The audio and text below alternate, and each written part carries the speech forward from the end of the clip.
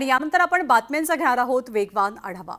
धारावीचा पुनर्विकास आणि परिवहन सुविधांसाठी MMRDA नोडल एजन्सी लागू होणार आहे। आता रेल्वे, बस, बुलेट ट्रेन आणि मेट्रो ट्रेनशी MMRDA समन्वय साधणार असून शास्त्रीय अभ्यास करून संरचनात्मक आराखडा तयार केला जाईल। शिर्डीच्या साई मंदिरात आता VIP दर्शनासाठी भाविकांना वेळ निश्चित होणार आहे। यामुळे सामान्य भाविकांना तासनतास रांगेत उभं राहण्यापासून त्यांची सुटका होणार आहे। एअर इंडियाच्या सर्व विमानांचं ऑडिट केलं जाईल। ऑपरेशन्सवरती देखरेखीसाठी स्वतंत्र समितीची नेमणूक केली जाणार आहे। N चंद्रशेखरन यांच्या बैठकीत हा निर्णय घेण्यात आला। कॅन्सरग्रस्त एका वृद्ध महिलेला तिच्याच नातवानं कचऱ्याच्या ढिगाऱ्यात फेकल्याची धक्कादायक घटना घडली। उपचारांसाठी पैसे नसल्यानं नातवानं माणुसकीला काळीमा फासणारं कृत्य केलंय। सांगलीच्या आटपाडीमध्ये सराव परीक्षेत कमी गुण मिळाल्यानं बापाकडनं मुलीला बेदम मारहाण झाली। या मारहाणीत मुलीचा मृत्यू झालाय। मुलीला मारहाण केल्याप्रकरणी वडिलांना अटक करण्यात आली आहे। मुंबईजवळच्या उल्हासनगरमध्ये महादेव मंदिरात चोरी झाली। चोरीची संपूर्ण घटना CCTVत कैद झाली आहे। दरम्यान तातडीनं चोरट्यांवरती कारवाई करण्याची मागणी होती आहे। बदलापूरमध्ये दारूच्या नशेत मित्रांनीच आपल्या मित्रावर कोयत्यानं हल्ला केला। यामध्ये नाहीद आलम नावाचा एक तरुण गंभीर जखमी झालाय। या प्रकरणी 2 जणांच्या विरोधात गुन्हा दाखल करण्यात आलाय। अबू आझमींच्या नेतृत्वात बेकायदेशीरपणे काढलेल्या रॅलीवर अखेर गुन्हा दाखल झाला। जाणून बुजून तुळजाभवानी मंदिरासमोर मोटरसायकल रॅली काढल्यानं 150 जणांवर गुन्ह्याची नोंद झाली आहे।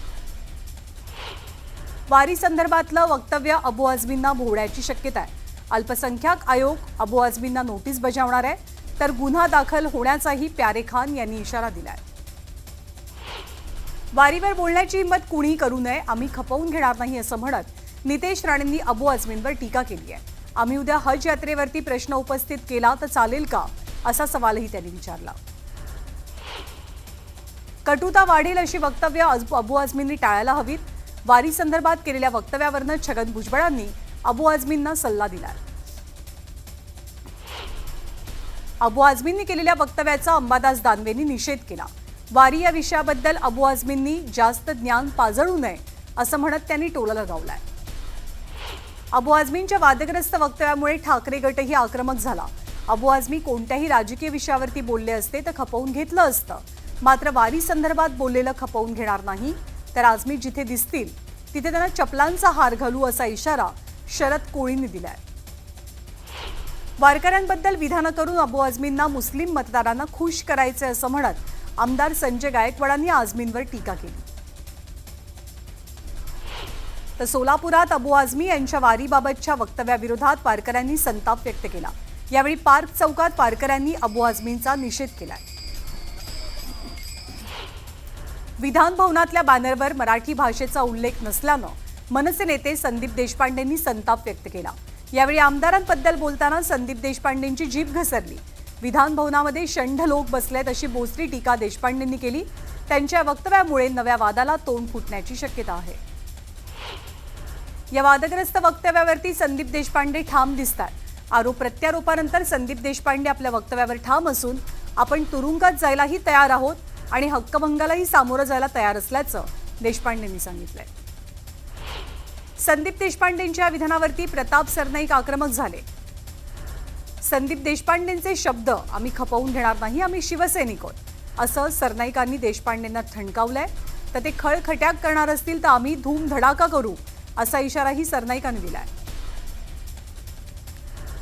पुणे रेल्वे स्टेशनचं नामांतर करून पुणे रेल्वे स्टेशन थोरले बाजीराव पेशवे यांचं नाव दिलं जावं अशी मागणी केली आहे भाजपच्या राज्यसभेच्या खासदार मेधा कुलकर्णींनी। या संदर्भात मेधा कुलकर्णींनी सरकारशी पत्रव्यवहार केलाय। पुणे रेल्वे स्थानकाच्या नामांतराच्या मुद्द्यावरनं राजकारण तापलंय आणि याला विरोधही होतोय। गुलाबराव पाटील यांनी संजय राऊतांवरती गंभीर आरोप केलाय। शिवसेना हायजॅक करण्याचा प्रस्ताव संजय राऊतांनीच मांडलेला। सर्वात आधी संजय राऊतच फुटणार होते असा गंभीर आरोप गुलाबराव पाटील यांनी केला। तर ईडी CBI अटक करेल म्हणून गुलाबराव पाटील पळाले असा पलटवार संजय राऊतांनी गुलाबराव पाटलांवर केलाय। पुण्यामध्ये दोनही शिवसेनेचं पोस्टर वॉर रंगलंय। शिंदे गटाच्या बॅनरला ठाकरे गटानं उत्तर दिलंय। निष्ठेचे सोडून विचार, सत्तेसाठी एक लाचार असं म्हणत शिंदेंवर टीका केली गेली आहे. नंदुरबार जिल्ह्यातल्या शहाद्यामधील 200हून अधिक कार्यकर्त्यांनी शिवसेनेत प्रवेश केला. यातील बहुतांश कार्यकर्ते हे भाजपचे आहेत. आमदार चंद्रकांत रघुवंशी आणि आमदार आमशा पाडवी यांच्या उपस्थितीत हा पक्षप्रवेश सोहळा पार पडला. ठाण्यामधल्या पदाधिकाऱ्यांनी आगामी महापालिका निवडणुकीच्या पार्श्वभूमीवर शरदचंद्र पवार पक्षात प्रवेश केला. पाचपाखाडी इथल्या मध्यवर्ती कार्यालयामध्ये जितेंद्र आव्हाडांच्या उपस्थितीत हा प्रवेश सोहळा पार पडला. धुळ्यामध्ये काँग्रेसला भाजप पुन्हा मोठा धक्का देण्याच्या तयारीत आहे. काँग्रेसचे माजी आमदार कुणाल पाटलांनी रवींद्र चव्हाणांची भेट घेतली. दरम्यान कुणाल पाटील भाजपत प्रवेश करतील अशी जोरदार शक्यता आहे, चर्चा आहे.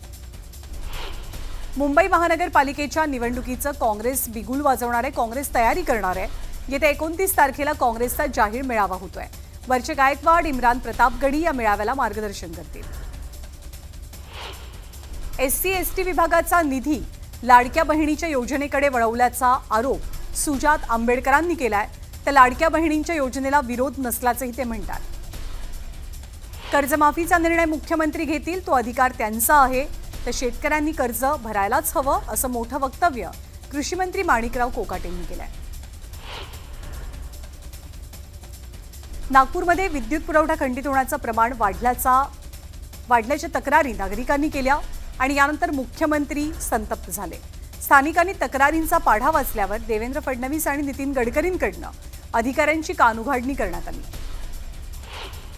केंद्रीय मंत्री नितीन गडकरी पुणे दौऱ्यावरती आहेत. पुण्यातल्या रस्ते प्रकल्पांची नितीन गडकरींनी पाहणी केली. शिवाजी रस्ता ते बाजीराव रस्त्यावरील प्रस्तावित भुयारी चौपदरी मार्गाची पाहणी करत त्यांनी अधिकाऱ्यांना काही सूचना केल्या. घरकुल लाभार्थ्यांच्या प्रश्नांसंदर्भात नंदुरबार जिल्हा परिषदेतील आमदारांच्या बैठकीला भाजप आमदार विजयकुमार गावित यांच्या व्यतिरिक्त सर्वपक्षीय आमदारांना बोलवण्यात आलं होतं. दरम्यान आम्ही बेघरांना न्याय दिला, मात्र आता जागे झालेले काही आमदार लाभार्थ्यांचे कैवारी बनून बैठकांचा फार्स करतायत अशी टीका गावितांनी केली आहे. तृतीयपंथीयांच्या क्रीडा धोरणासाठी केंद्र सरकारनं मोठं पाऊल उचललंय. येत्या हिवाळी अधिवेशनात तृतीयपंथीयांसाठी क्रीडा धोरणाची आखणी केली जाईल अशी माहिती राज्यमंत्री रक्षा खडसेंनी दिली आहे. नंदुरबार जिल्ह्यातील सातपुडा पर्वतरांगेत तुफान पाऊस झाला. पावसामुळे महाराष्ट्र आणि गुजरातला जोडणाऱ्या पिंपळखुटा गावाजवळ हाकडी नदीच्या पुलावरनं पाणी वाहू लागलंय. त्यामुळे हा मार्ग बंद करण्यात आलाय. पालघरमध्ये पावसानं जोरदार हजेरी लावली.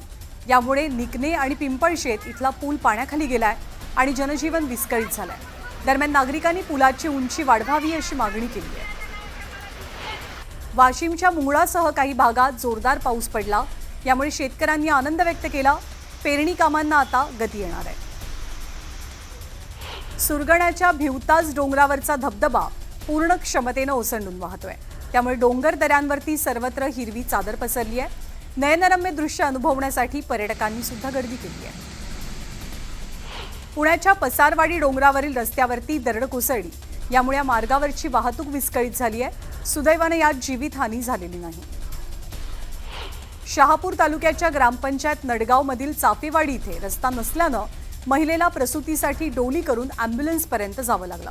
वेळीच उपचार न मिळाल्यामुळे या महिलेला अकडीही आली. त्यानंतर या महिलेला ठाण्याच्या सिव्हिल रुग्णालयात पाठवलं गेलं. फळ पीक विमा काढण्याची मुदत 30 जूनपर्यंत वाढवली गेली आहे. त्यामुळे फळ उत्पादक शेतकऱ्यांना दिलासा मिळालाय. मुदत वाढवल्यामुळे पेरू आणि लिंबू उत्पादकांना योजनेमध्ये सहभागी होता येईल.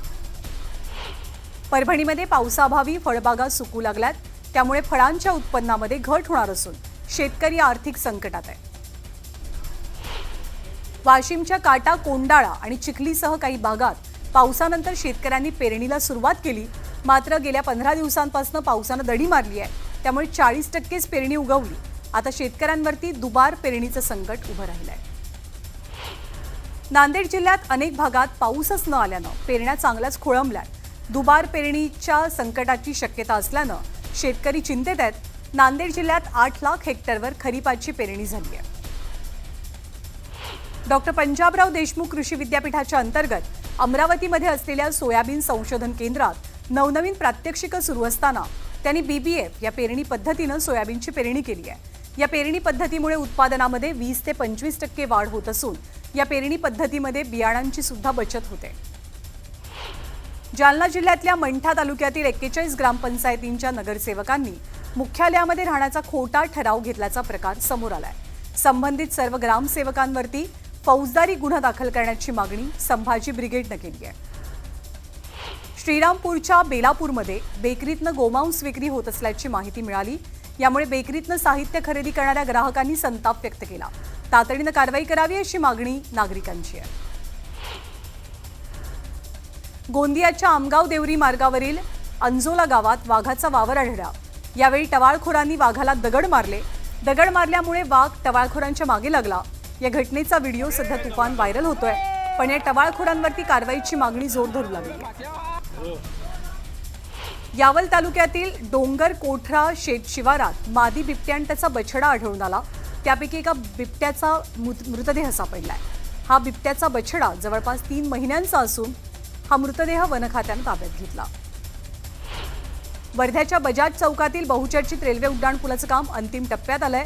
यावेळी खासदार अमर काळे यांनी पुलाची पाहणी केली। दरम्यान उड्डाणपुलाला नाव देण्यावरून वादाची शक्यता आहे।